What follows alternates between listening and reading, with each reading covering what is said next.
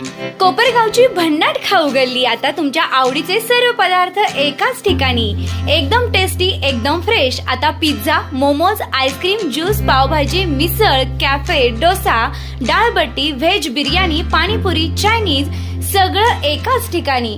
Taste एकदम जबरदस्त, quality full on आणि फॅमिलीसाठी बेस्ट व्यवस्था। आमचा पत्ता कॅनव्हास कॅफे, खाऊ गल्ली, निवारा कॉर्नर, कोपरगाव।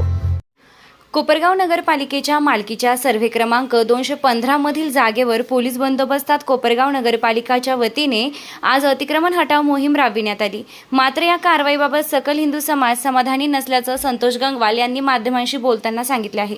यावेळी गंगवाल म्हणाले की आम्हाला सर्व्हे क्रमांक 215 मधील संपूर्ण 22 गुंठे जागेवरील सर्व अतिक्रमण हटविणे अपेक्षित होते।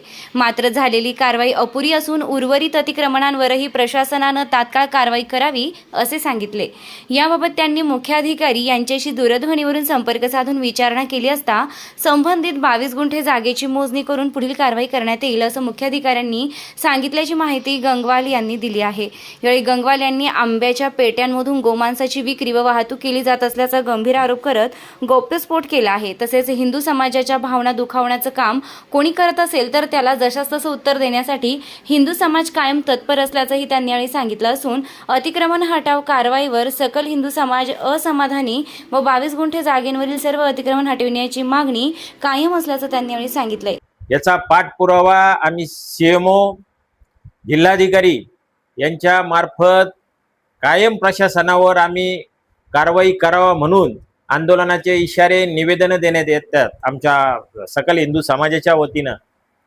आत्ताही मी जवळजवळ 4 महिन्यापूर्वी माननीय जिल्हाधिकाऱ्यांना त्या ठिकाणी आम्ही निवेदन दिलं। त्या ठिकाणी प्रांताधिकारी, स्वतः तहसीलदार साहेब हे सुद्धा हजर होते आणि त्या ठिकाणी जिल्हाधिकाऱ्यांनी आमच्याकडून संपूर्ण माहिती घेतली। 4/2/2026 हे जिल्हाधिकाऱ्यांना दिलेलं आम्ही पत्र आहे आणि ती माहिती घेतल्यानंतर ते सुद्धा शॉक झाले आणि आम्ही त्यांना समजून सांगितलं की साहेब, या ठिकाणी अवैध कत्तलखाना तर चालतोच, पण हे कत्तल केलेलं गोवंशाचं रक्त ही दक्षिण काशी गोदावरी म्हणून जी आमची गोदावरी माता आहे त्यामध्ये विसर्जित केलं जातं आणि ह्या दक्षिण काशी गोदावरीला आमच्या हिंदू धर्मात अत्यंत महत्त्व याला आहे। समोरच वर्षभरावर कुंभमेळा येतोय आणि कुंभमेळ्याचे बरेच साधू संत महंत या ठिकाणी स्नानासाठी दत्तपार असेल किंवा पुंतांबा असेल या ठिकाणी येत असतात आणि आम्ही हिंदू धर्मात आमचे कुठलेही पवित्र सण असले तर आम्ही नदीची पूजा करून, गोदावरी मातेची पूजा करून तिचंही मान मान्यता आम्ही त्या ठिकाणी करतो। एवढंच नाही तर ज्या वेळेस आमच्या अस्थि विसर्जनाचा कार्यक्रम असतो तो सुद्धा आम्ही या पवित्र गोदा मातेमध्येच विसर्जित करतो। म्हणजे असं पवित्र काम या गोदावरी मातेचं आहे आणि त्यात जर गोवंशाचं रक्त हे सामील करीत असतील तर ती कुठंतरी आमच्या हिंदू भावना दुखावल्याची, हिंदू भावना त्या ठिकाणी दुखावल्या जात आहे। म्हणून आम्ही हे आंदोलन जवळजवळ 4-1 वर्षापासून हातात घेतलं। मग माहिती मिळता बरीचशी माहिती आम्हाला त्या भागातली मिळाली। आम्ही कुठल्याही मुस्लिम समाजाच्या विरोधात नाही। जवळजवळ 90-95% मुस्लिम समाज हा अतिशय चांगला आहे, कष्टाळू आहे, गोरगरीब आहे। पण हे 2-5% जे खाटीक आहेत यांच्यामुळं जर ह्या कोपरगाव शहरामध्ये कधी हिंदू मुस्लिम तणाव निर्माण जर होणार असेल तर ह्या खाटकांची मुजोरी त्या ठिकाणी आपण हटवलीच पाहिजे, कमी केलीच पाहिजे। आज प्रशासनाने ही कारवाई केली। आम्ही त्यांना आयशा कॉलनीतला 22 गुंठ्याचा प्लॉट हा संपूर्ण साफ करण्यासाठी त्या ठिकाणी सांगितला होता, पण त्या ठिकाणी तो प्लॉट साफ झालेला नाही। अजूनही आम्ही सकल हिंदू समाज ह्या कारवाईने या ठिकाणी समाधानी नाही, कारण ज्यांना जे स्पॉट दिले होते ते अजूनही आहेत। मी सकाळी दूरध्वनी मार्फत मुख्याधिकाऱ्यांशी ज्यावेळेस बोललो त्यावेळेस त्यांनी मला सांगितलं की हा 22 गुंठ्याचा प्लॉट आपण अजून मोजलेला नाहीये, त्याची संपूर्ण मोजणी करून त्यामध्ये असलेलं संपूर्ण अतिक्रमण आम्ही लवकरात लवकर त्या ठिकाणी हटू। आज जे गोरक्षक आमच्या जीवावर बेतून हे कार्य करीत असतात, आज त्यांना सुद्धा ते खरोखर श्रेय त्यांचं आहे।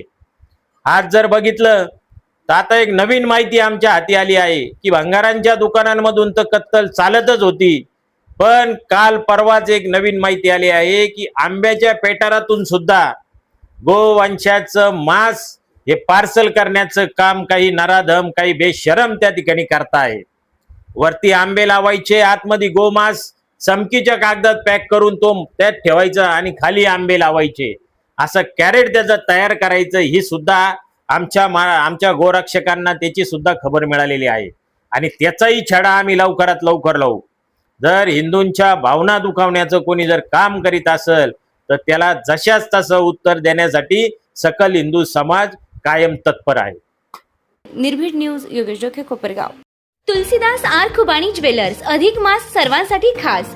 धोंड्याच्या महिन्यात चांदीची खास खरेदी. चांदीची खरेदी म्हणजे शुभतेची सुरुवात.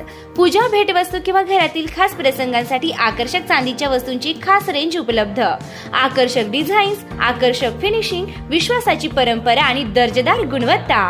या अधिक मासात आपल्या लाडक्या जावयाला द्या रुपेरी वाण. तुलसीदास आर खुबानी ज्वेलर्स, गुरुद्वारा रोड, कोपरगाव. आजच भेट द्या आणि शुभ खरेदीचा आनंद घ्या.